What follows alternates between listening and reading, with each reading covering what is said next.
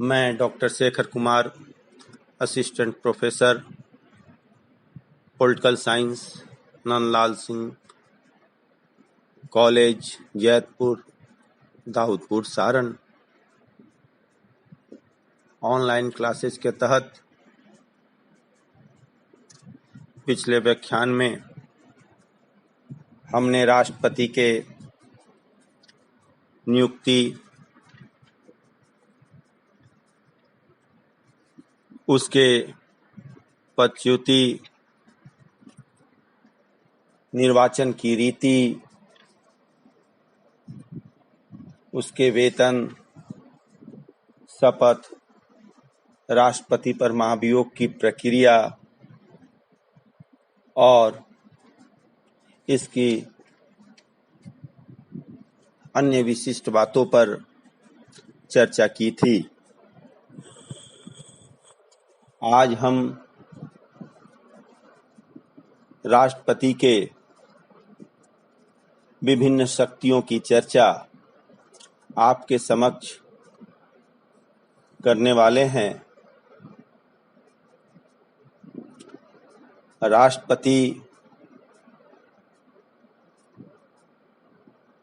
भारत के संविधान के अनुच्छेद 53 में यह कहा गया है कि संघ की कार्यपालिका शक्ति राष्ट्रपति में निहित होगी, जिसका प्रयोग वह स्वयं या अपने अधीनस्थ कर्मचारियों के माध्यम से संविधान के अनुसार करेगा।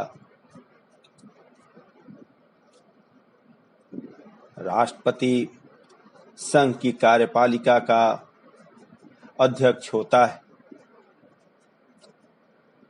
संविधान राष्ट्रपति को उसके कार्यों में सहायता तथा सलाह देने के लिए एक मंत्रिपरिषद की व्यवस्था करता है, जिसका प्रमुख प्रधानमंत्री होता है। राष्ट्रपति मंत्रिपरिषद की सलाह मानने के लिए बाध्य है।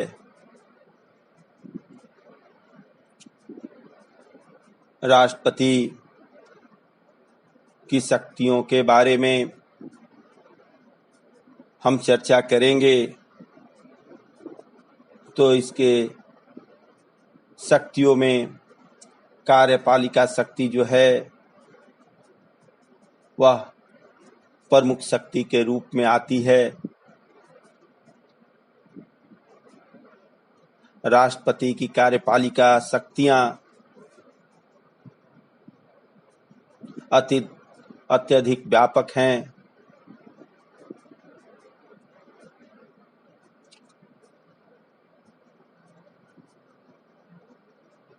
भारत सरकार की समस्त कार्यपालिका कार्रवाई राष्ट्रपति के नाम से की जाती है। यह हमारे संविधान के अनुच्छेद 77 में वर्णित है। भारत का राष्ट्रपति को प्रशासन पर निगरानी रखने का अधिकार है।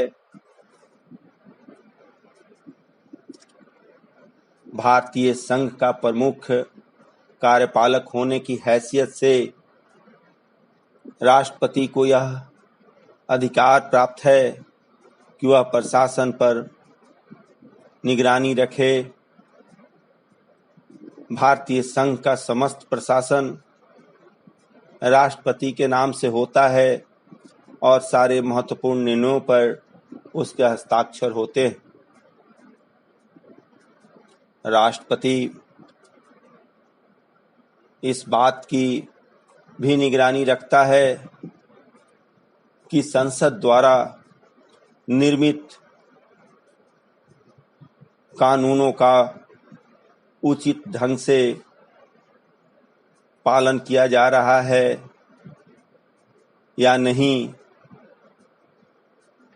इसके लिए भारत का राष्ट्रपति जो है वह समय समय पर प्रशासन संबंधी विवरण प्रधानमंत्री से प्राप्त करता है। भारत के प्रधानमंत्री को नियुक्ति का अधिकार है।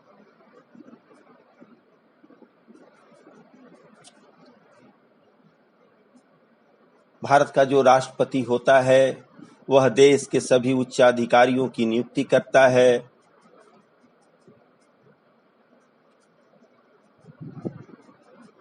इन उच्चाधिकारियों में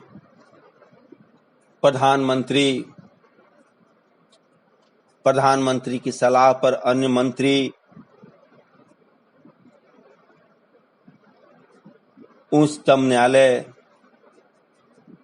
तथा उच्च न्यायालय के न्यायाधीशों की नियुक्ति, विभिन्न राज्यों के राज्यपालों की नियुक्ति,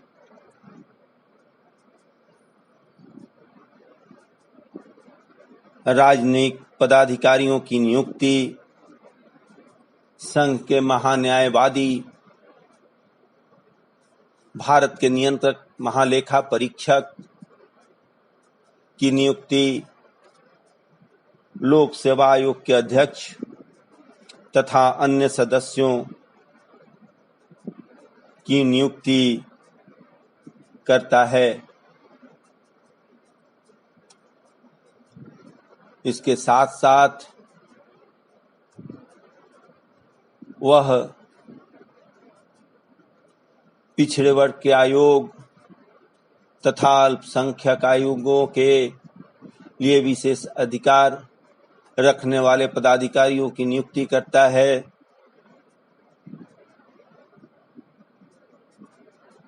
विभिन्न आयोगों के अध्यक्षों की नियुक्ति जैसे वित्त आयोग, नीति आयोग, भाषा आयोग, निर्वाचन आयोग इत्यादि की भी नियुक्ति भारत का राष्ट्रपति करता है।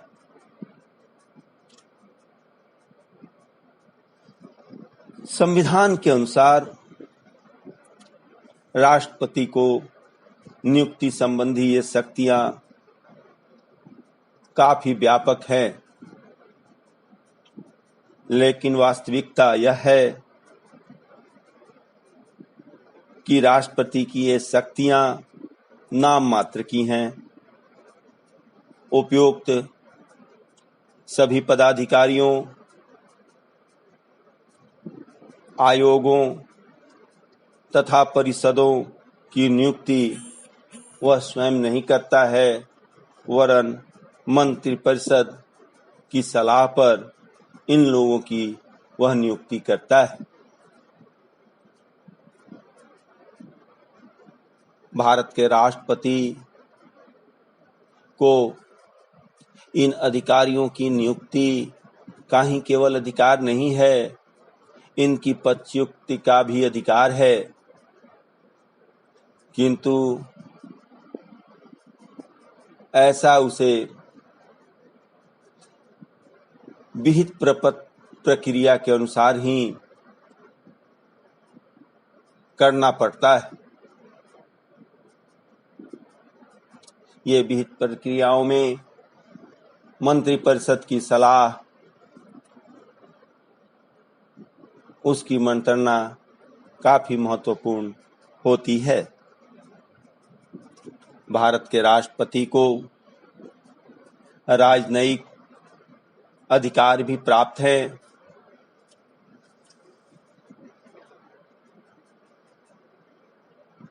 हम सभी जानते हैं कि राष्ट्रपति राज्य का अध्यक्ष होता है, इसलिए सभी प्रकार के राजनयिक पदाधिकारियों की नियुक्ति करता है। वह अंतर्राष्ट्रीय क्षेत्र में भारत का प्रतिनिधित्व करता है।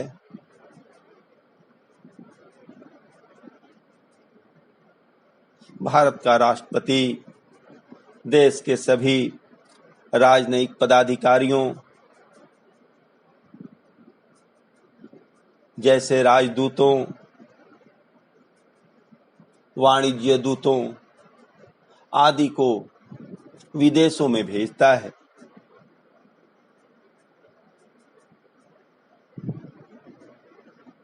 और जो विदेशी राजदूत होते हैं वे भी अपने देश में आकर राष्ट्रपति को ही अपने पद का जो अधिकार पत्र होता है उसे प्रस्तुत करते हैं।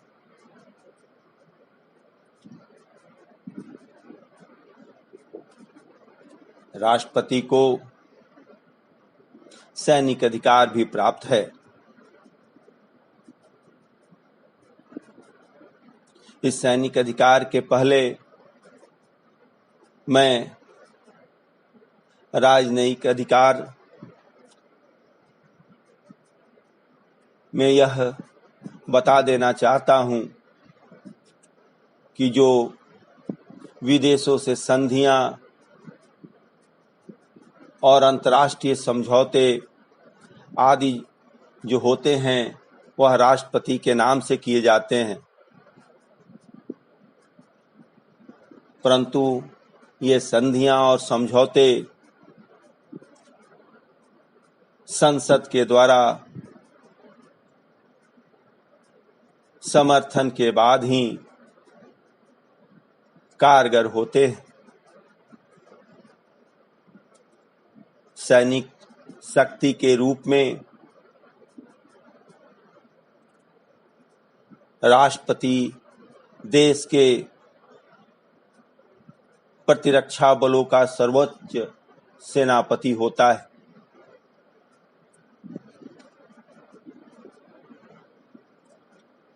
वह देश के स्थल, जल और वायु सेनाओं का प्रधान सेनापति होता है।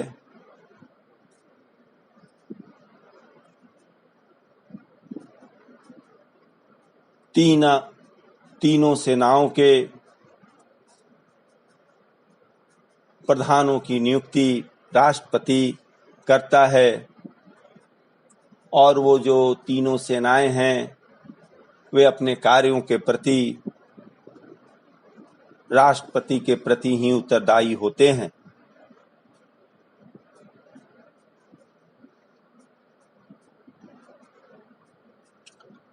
राष्ट्रपति चूंकि प्रतिरक्षा सेना के तीनों अंगों का प्रमुख होता है, इसलिए उसे युद्ध घोषित करने तथा शांति की घोषणा करने की शक्ति प्राप्त है।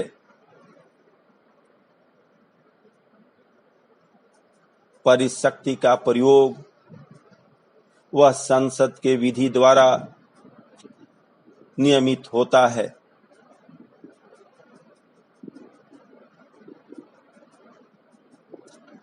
ये सैनिक शक्ति का प्रयोग भी वह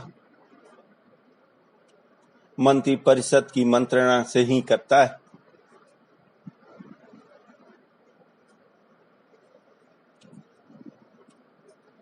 राष्ट्रपति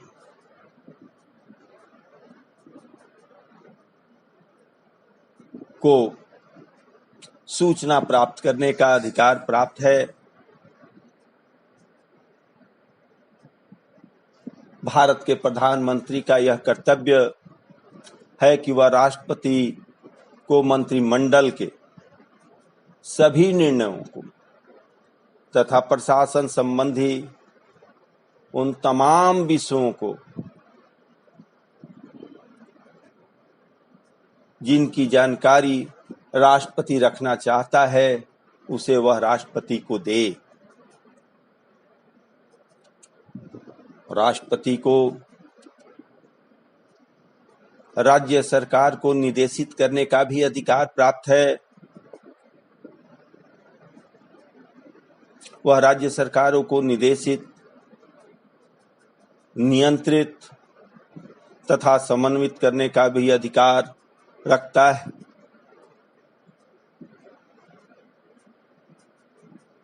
यदि राज्यों के बीच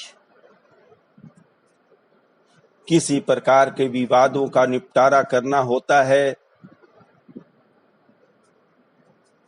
तो राष्ट्रपति परामर्श देने के लिए अंतर्राज्यीय परिषद की स्थापना करता है।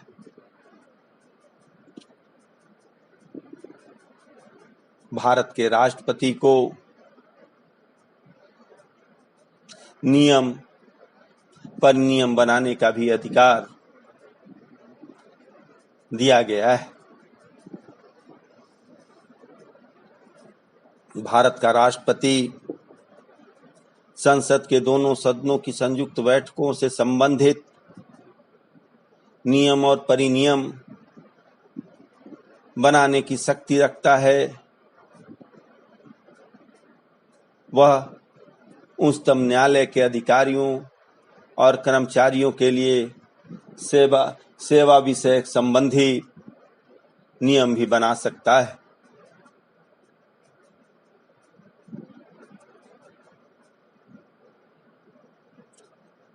कार्यपालिका शक्ति के अधीन राष्ट्रपति पिछड़े वर्गों, अनुसूचित जातियों, अनुसूचित जनजातियों के कल्याण के लिए उनके विशेष दशा सुधार संबंधी आयोग की स्थापना कर ऐसे लोगों का कल्याण कर सकता है। इन कार्यपालिका शक्तियों के बाद भारत के राष्ट्रपति को विधायी शक्तियां भी प्राप्त हैं।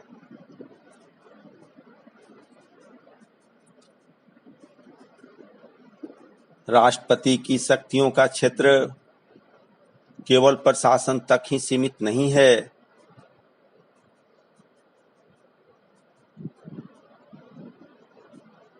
बल्कि राष्ट्रपति केंद्रीय विधानमंडल का एक आवश्यक अंग है।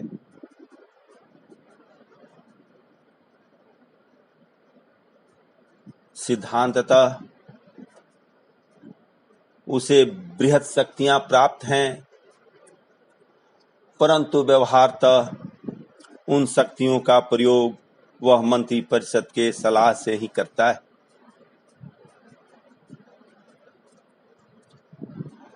भारतीय संविधान के अनुच्छेद 79 में यह कहा गया है कि भारत संघ के लिए एक संसद होगी जो राष्ट्रपति और दोनों सदनों राज्यसभा और लोकसभा से मिलकर बनेगी। इस प्रकार राष्ट्रपति जो है वह संसद का अभिन्न अंग है, फिर भी वह संसद का सदस्य नहीं होता है, जिसके चलते उसे विभिन्न प्रकार की विधायी शक्तियां प्राप्त हैं।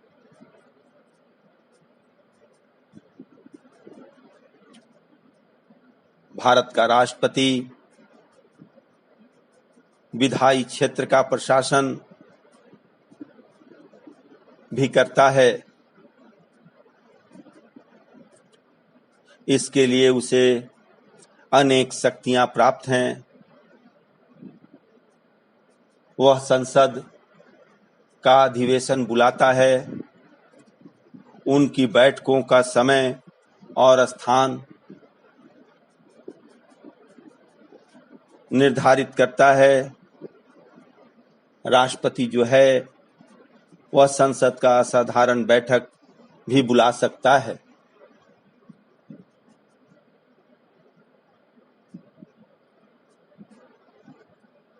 राष्ट्रपति संसद के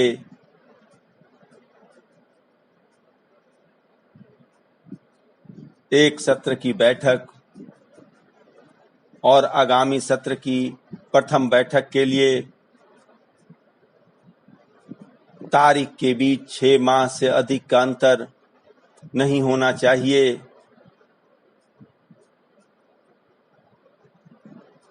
इसलिए संसद का सत्र बुलाने के लिए बाध्य है। प्रत्येक सत्र के प्रारंभ में राष्ट्रपति दोनों सदनों के संयुक्त सत्र को संबोधित करता है, जिसमें वह सरकार की सामान्य नीतियां और भावी कार्यक्रमों का विवरण देता है।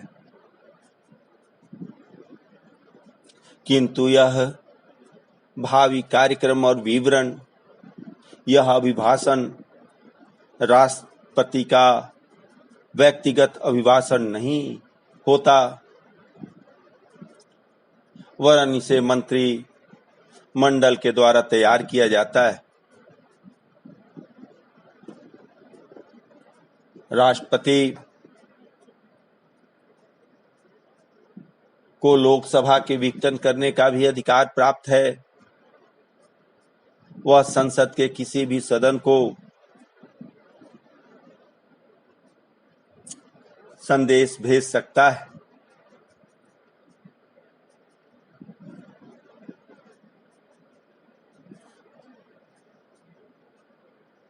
राष्ट्रपति को राज्यसभा तथा लोकसभा के कुछ सदस्यों को मनोनीत करने का भी अधिकार प्राप्त है।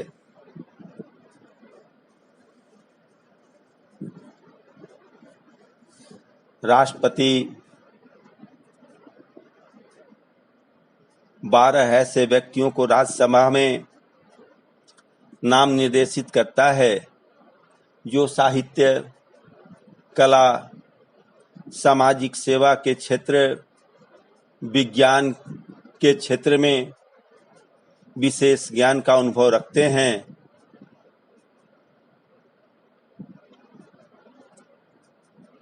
भारत का राष्ट्रपति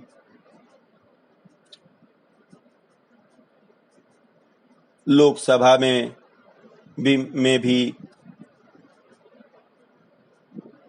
2 सदस्यों एंग्लो इंडियनों के नामों को देने का अधिकार है।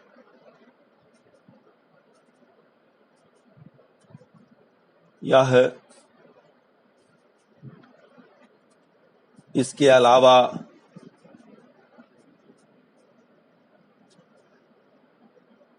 विधेयकों को स्वीकृत करने का अधिकार भी राष्ट्रपति को प्राप्त है। संसद के दोनों सदनों द्वारा पारित विधेयक राष्ट्रपति के हस्ताक्षर के लिए भेजा जाता है। उसकी अनुमति के उपरांत ही कोई भी अधिनियम बनता है।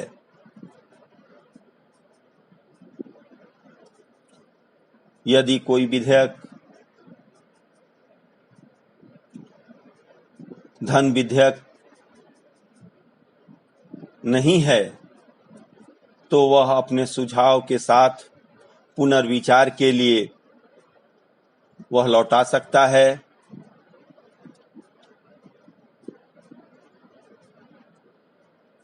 फिर यदि विधेयक संसद में संशोधन के साथ या बिना संशोधन के पुनः पारित हो जाता है और राष्ट्रपति के पास हस्ताक्षर के लिए आता है, अनुमति के लिए आता है, तो राष्ट्रपति उस समय अनुमति देने के लिए बाध्य है।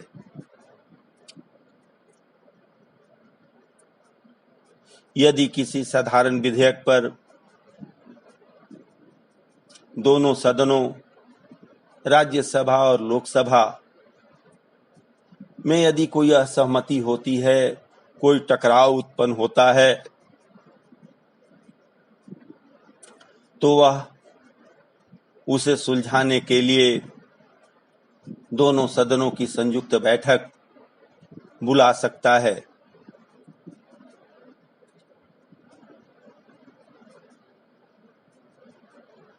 नए राज्यों के निर्माण,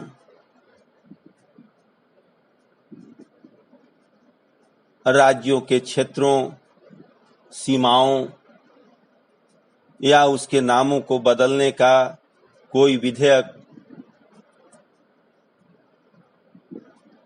राष्ट्रपति के सिफारिश के बिना संसद में पेश नहीं किया जा सकता।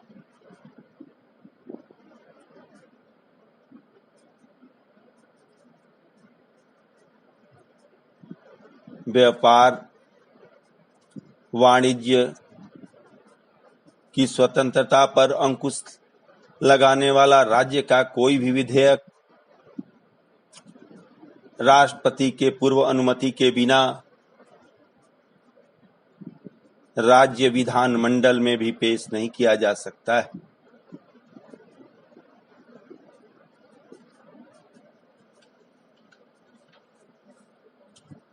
राष्ट्रपति को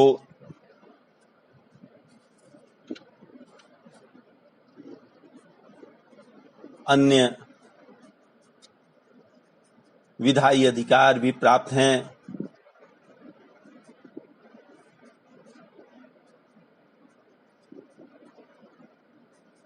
भारत के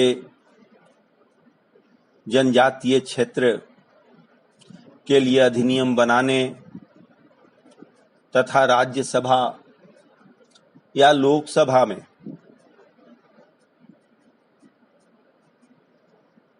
पद की रिक्तता, उसके खालीपन पर किसी सदस्य को सभापति या उपसभापति नियुक्त करने का भी अधिकार है।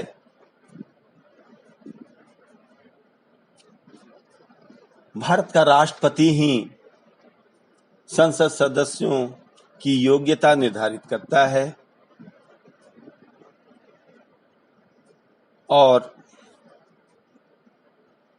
राष्ट्रपति के द्वारा ही लोकसभा के वरिष्ठ सदस्य को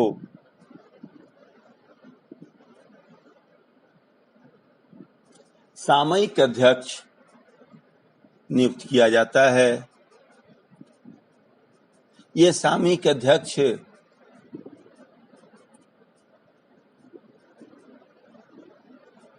लोकसभा के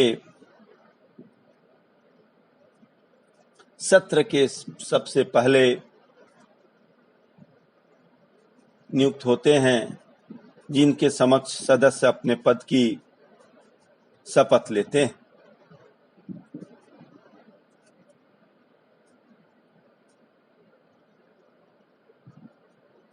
अन्य और शक्तियों में राष्ट्रपति को वित्तीय शक्तियां भी प्राप्त हैं। वित्तीय शक्तियों में बिना राष्ट्रपति के सिफारिश के कोई धन विधेयक संसद में प्रस्तुत नहीं किया जा सकता। राष्ट्रपति ही हर साल वित्त मंत्री के द्वारा संसद के समक्ष बजट पेश करवाता है।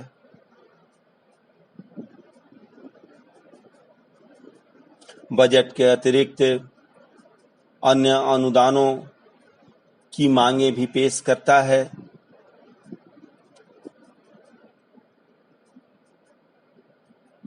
भारत के राष्ट्रपति का देश के आकस्मिक निधि कंटीजेंसी फंड पर भी नियंत्रण होता है।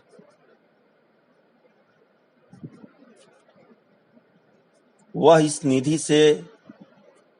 इस आकस्मिक निधि से खर्च के लिए संसद की आज्ञा के पूर्व ही, संसद से अनुमोदन के पूर्व ही धनराशि दे सकता है। बाद में उसे संसद की स्वीकृति लेना आवश्यक है।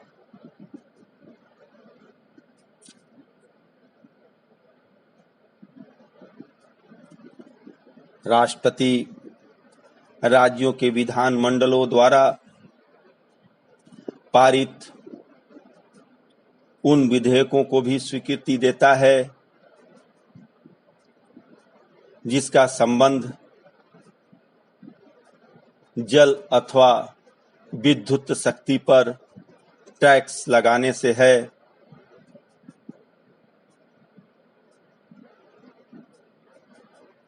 राष्ट्रपति की स्वीकृति के बिना ये कानून नहीं बन सकते।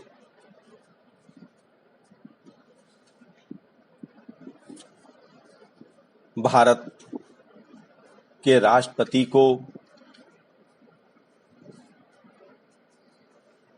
न्यायिक शक्तियां भी प्राप्त हैं। कार्यपालिका शक्ति, विधायिका शक्ति के अलावा न्यायिक शक्तियां भी हैं। अमेरिका और ब्रिटेन के राज्याध्यक्षों की तरह भारत का राष्ट्रपति भी न्यायिक शक्तियों का उपभोग करता है।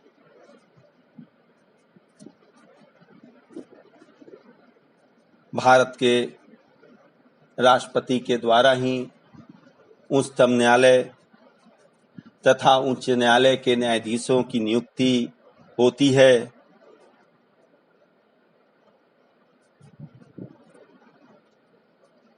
संसद के दोनों सदनों के द्वारा पास होने पर सर्वोच्च न्यायालय के न्यायाधीश को राष्ट्रपति पद च्युत करता है। राष्ट्रपति ही उच्च न्यायालय के न्यायाधीशों की संख्या को भी निर्धारित करता है।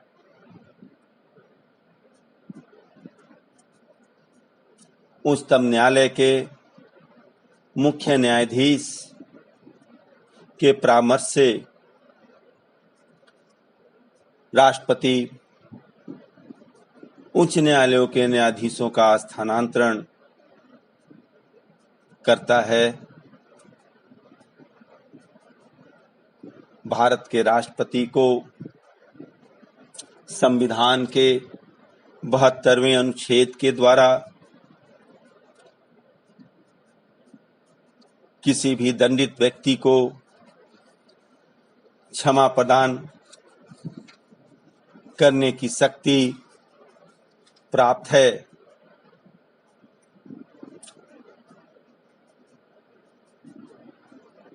वह दंडित व्यक्ति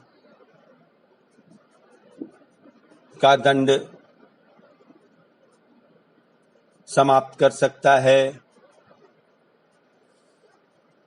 रोक सकता है, कम कर सकता है। चाहे तो दंड को दूसरे दंड के रूप में भी परिवर्तित कर सकता है।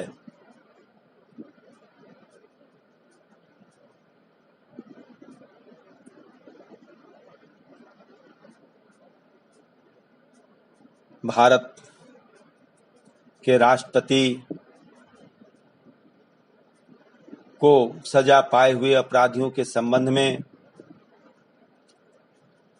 वह अपनी शक्तियों का प्रयोग करता है। जब सैनिक न्यायालय द्वारा किसी व्यक्ति को दंडित किया गया हो, जब किसी ऐसे कानून के अंतर्गत अपराध के लिए दंडित किया गया हो जिसके लिए कानून बनाने की शक्ति संसद को है, जब किसी व्यक्ति को मृत्युदंड दिया गया हो, उस परिस्थिति में वह इन न्यायिक शक्तियों का प्रयोग करता है। भारत के राष्ट्रपति को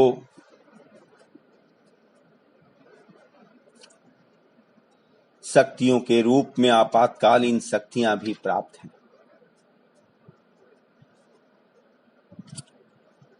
आपातकालीन शक्ति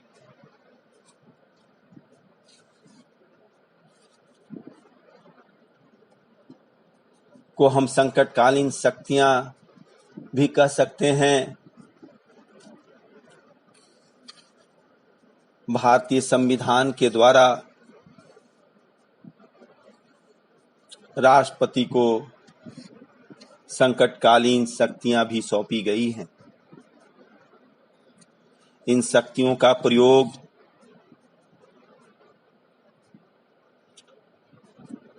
राष्ट्रपति संकटों का सामना करने के लिए करता है।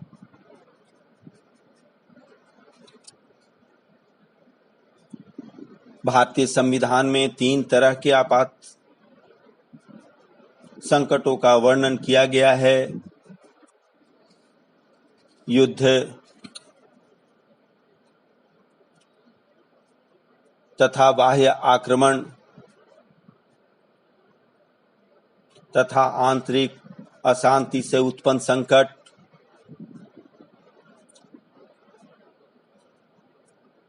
संविधान के अनुच्छेद 352 के द्वारा यदि राष्ट्रपति को यह विश्वास हो जाए कि देश में युद्ध, बाहरी आक्रमण या आंतरिक अशांति है, भारत के किसी एक भाग की सुरक्षा संकट में है, वह संकटकालीन घोषणा कर सकता है।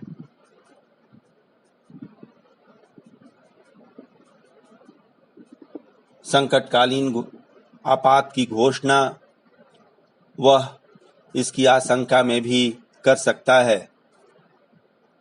इस संबंध में राष्ट्रपति का जो निर्णय होता है वह अंतिम होता है। इस निर्णय को, आपातकालीन संकट को, न्यायालय के समक्ष चुनौती नहीं दी जा सकती।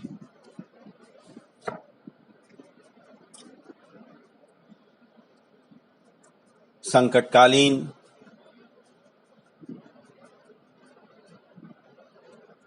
अधिकारों के अंतर्गत राज्यों में संवैधानिक तंत्र के असफल होने से उत्पन्न संकट भी हैं।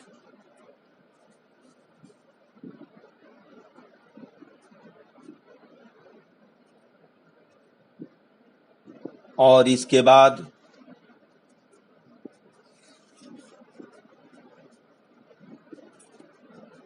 जो यह भारत के संविधान के 355वां अनुच्छेद में वर्णित हैं,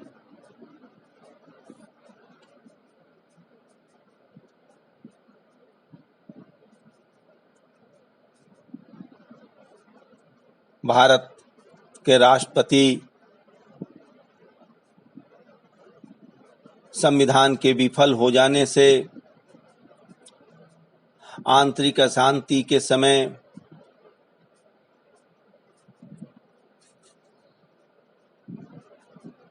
यदि किसी भी प्रकार से वह संतुष्ट हो जाता है कि ऐसी परिस्थिति पैदा हो गई है जिससे राज्य के संविधान विफल हो गया है, तो वह संकट की घोषणा कर सकता है। इस घोषणा की अवधि केवल 6 माह के लिए ही होती है।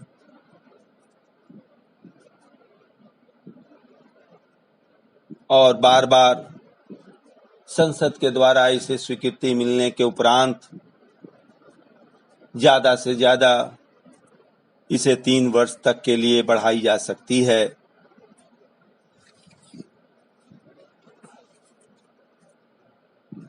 इन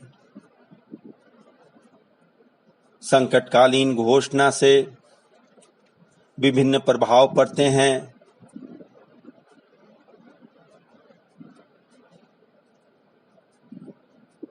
राज्य विधान मंडलों द्वारा निर्मित कोई संसद द्वारा निर्मित कानून का विरोधी हो तो उसे गैर कानूनी घोषित कर दिया जाता है।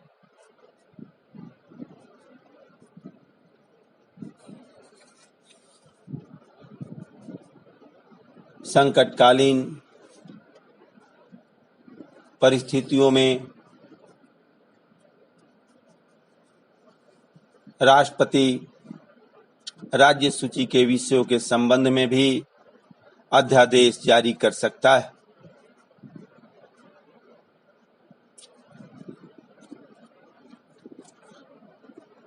ऐसी ही संकटकालीन शक्तियों में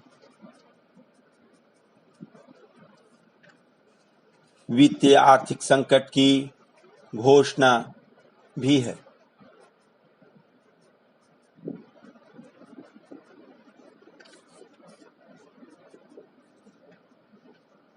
यदि राष्ट्रपति को यह विश्वास हो जाए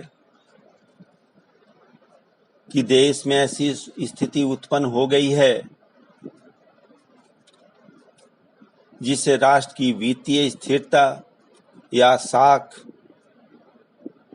संकट में है, तो वह वित्तीय संकट की घोषणा कर सकता है।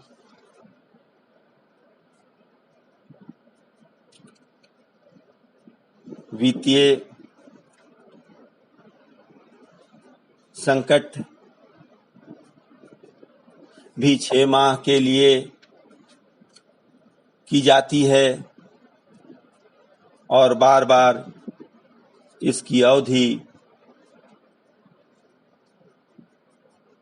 संसद की स्वीकृति मिलने के बाद अधिक से अधिक 3 वर्ष तक बढ़ाई जा सकती है।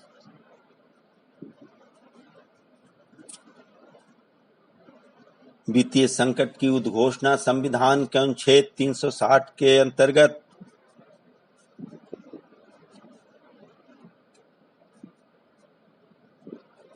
की जाती है।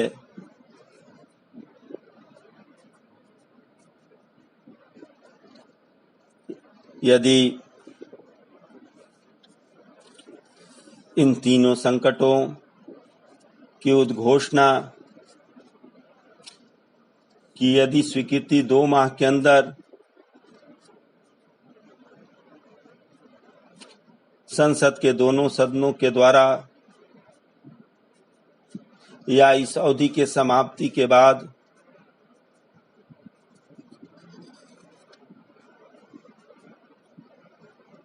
यदि लोकसभा के द्वारा यह आवश्यक है, संसद के दोनों सदनों के द्वारा यह आवश्यक है कि यह ऐसी उद्घोषणा की स्वीकृति प्रदान करे, नहीं तो ऐसी उद्घोषणा स्वतः समाप्त हो जाएगी।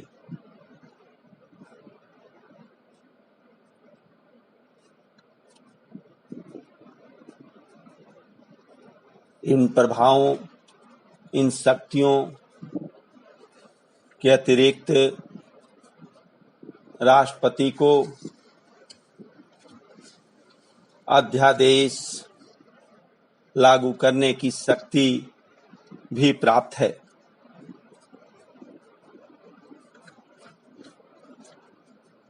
राष्ट्रपति को भारतीय संविधान के अनुच्छेद 1, 2, 3 मतलब 123 में यह शक्ति प्रदान की गई है कि जब संसद के दोनों सत्र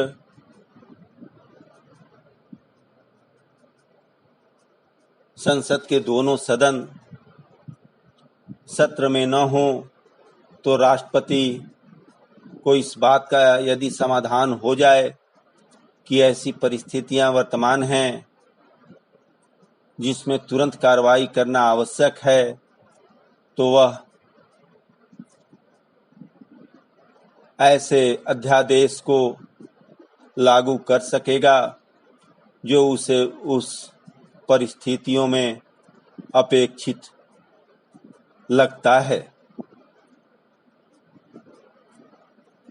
राष्ट्रपति द्वारा जारी किए गए अध्यादेश का वही अधिकार होता है, वही प्रभाव होता है जो संसद द्वारा पारित अधिनियम का होता है। ऐसे प्रत्येक अध्यादेश संसद के दोनों सदनों के समक्ष रखा जाएगा और पुनः संसद के रीअसेंबल होने की तारीख से 6 सप्ताह की समाप्ति पर समाप्त हो जाएगा। जब तक कि 6 सप्ताह के पूर्व दोनों सदन उसके इस अध्यादेश को अनुमोदन के रूप में इस संकल्प को पारित न कर दे। राष्ट्रपति किसी भी समय अपने द्वारा जारी किए गए अध्यादेशों को वापस ले सकता है।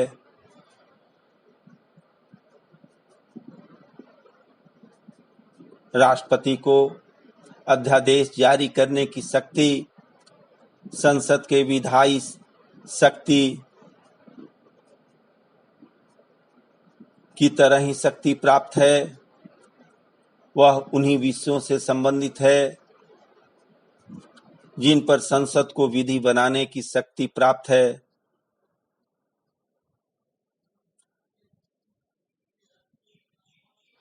यह अध्यादेश तभी जारी किए जाते हैं जब संसद के दोनों सदन सत्र में न हों और राष्ट्रपति को यह समाधान हो जाता है कि ऐसी परिस्थितियां विद्यमान हैं जिसके कारण तुरंत कार्रवाई करना आवश्यक हो गया है।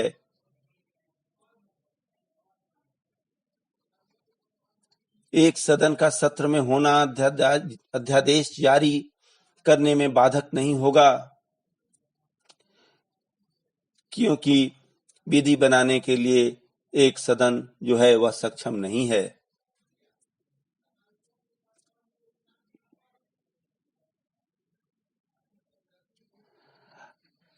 अध्यादेश जारी करने की शक्ति राष्ट्रपति के व्यक्तिगत समाधान पर आधारित है। राष्ट्रपति के अध्यादेश घोषित करने के कारणों को न्यायालय में प्रमाणित करने के लिए बाध्य नहीं किया जा सकता। न्यायालय अध्यादेश जारी किए जाने की कारणों की जांच नहीं कर सकते हैं। अध्यादेश जारी करने के लिए परिस्थितियां मौजूद हैं या नहीं, इसका अंतिम निर्णय राष्ट्रपति को ही है।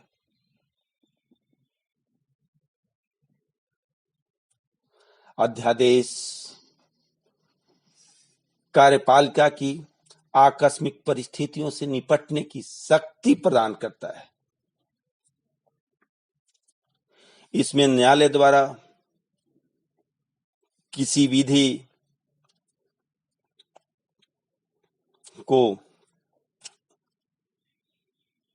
अविधि मान्य घोषित किए जाने से उत्पन्न परिस्थितियां भी शामिल है, जिसके निपटारे के लिए अध्यादेश जारी किया जा सकता है। अध्यादेश के द्वारा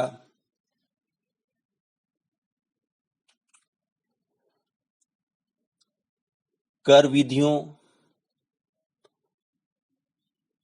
में भी संशोधन या परिवर्तन किया जा सकता है,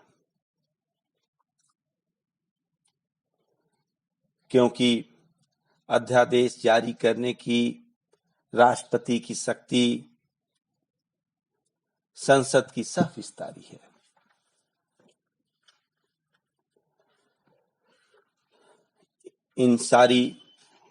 इन सारे अधिकारों के बाद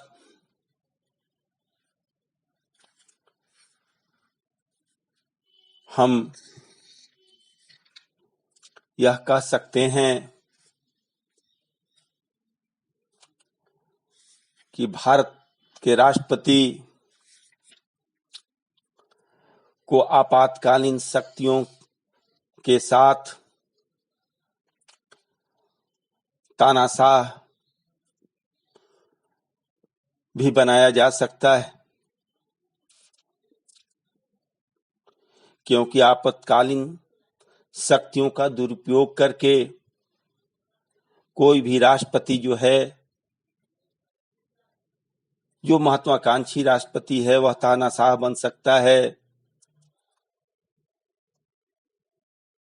क्योंकि उसके द्वारा जो संकटकालीन उद्घोषणाएं की जाती हैं उसकी स्थिति 1 माह तक बिना संसद की स्वीकृति के भी लागू रह सकती है।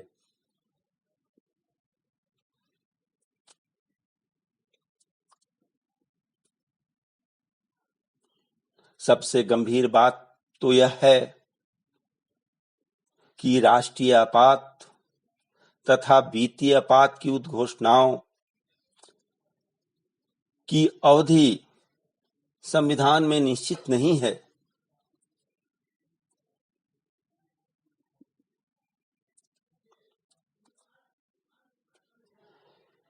संघीय सरकार इस अवधि को अपनी राजनयिक स्वार्थों की पूर्ति के लिए अपनी इच्छानुसार बढ़ा सकती है।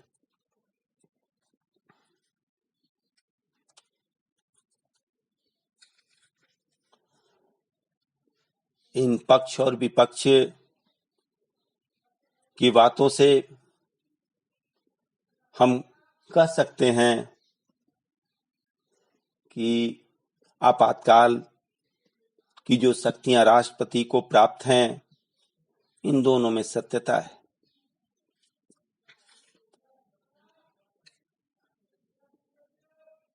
आपातकालीन शक्तियों का प्रयोग के साथ साथ उसका दुरुपयोग भी हो सकता है,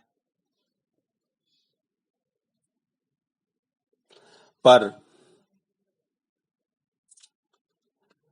भारत के राष्ट्रपति की वास्तविक स्थिति, संवैधानिक स्थिति जो है वह एक विवादाग्रस्त और विचारणीय प्रश्न है कि भारत के राष्ट्रपति की स्थिति आखिर है क्या यह संवैधानिक प्रधान है या वास्तविक।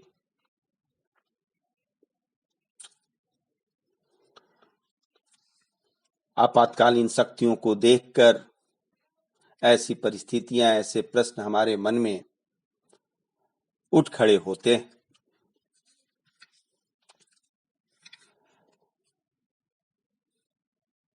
पर भारत के राष्ट्रपति को लेकर, उसके अधिकारों को लेकर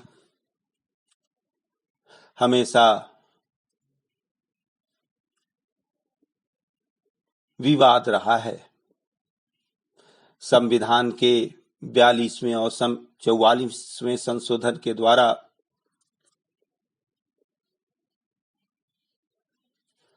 भारतीय संविधान में वर्णित राष्ट्रपति की स्थिति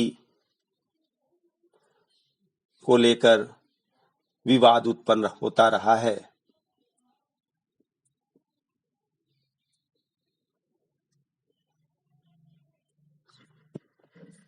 इन सभी विश्लेषणों के उपरांत हम कह सकते हैं कि भारत का राष्ट्रपति अमेरिकी राष्ट्रपति की तरह कार्यपालिका का निर्णय का स्रोत नहीं है और इस प्रकार उसकी स्थिति वास्तविक प्रधान नहीं है। चूंकि भारतीय संविधान संसद की सर्वोच्चता को स्वीकार करता है तथा देश में संसदीय सरकार की स्थापना करता है, इसलिए सरकार के स्वरूप के अनुरूप राष्ट्रपति की स्थिति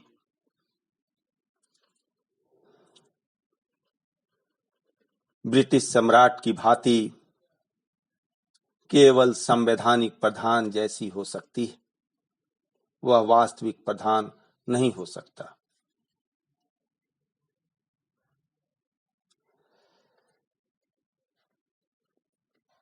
अभी तक यदि हम सभी राष्ट्रपतियों की स्थिति की सत्यता को देखें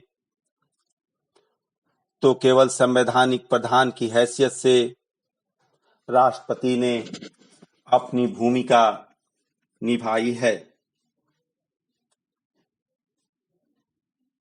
लेकिन देश की बदलती हुई परिस्थितियों के संदर्भ में राष्ट्रपति के पद तथा अधिकारों के विश्लेषण से हमेशा विवाद का विषय रहा है कि राष्ट्रपति स्वविवेक से भी काम कर सकता है तथा मंत्रिपरिषद के निर्णय को मानने के लिए वह बाध्य नहीं है। ऐसी परिस्थिति में संविधान के 42वें संवैधानिक संशोधन के द्वारा यह स्पष्ट कर दिया गया कि राष्ट्रपति अपने कार्यों का प्रयोग करने के लिए मंत्रिपरिषद के सलाह के अनुसार ही कार्य करेगा।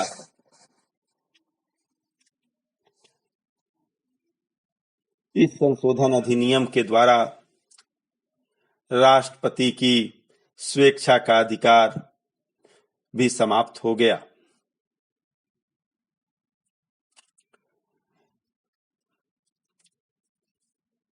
हम कह सकते हैं कि भारत संघ का राष्ट्रपति भारतीय कार्यपालिका का मर्यादित अंश है। भारत का राष्ट्रपति राष्ट्रीय एकता का प्रतीक है।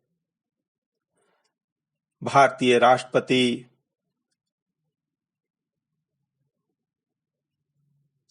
उन सभी दायित्वों को निभाता है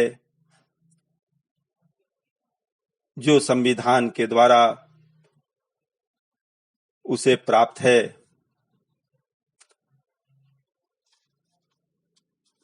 हम कह सकते हैं